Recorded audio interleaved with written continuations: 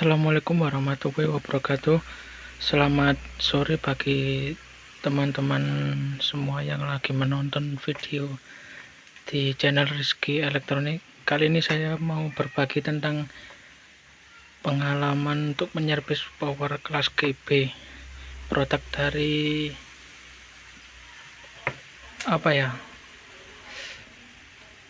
tidak saya spill sih, karena kan ini takutnya nanti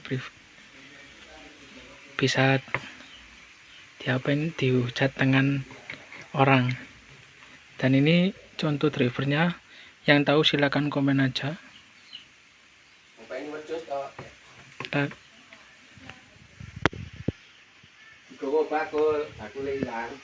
Dan power kelas GB ini dikarenakan trouble atau komponennya ada yang rusak sehingga tidak bisa dipakai.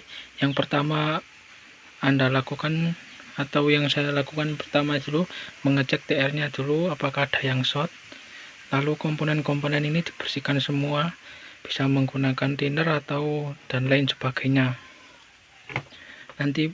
Lalu ketika sudah dibersihkan, lalu komponennya jangan lupa dicek.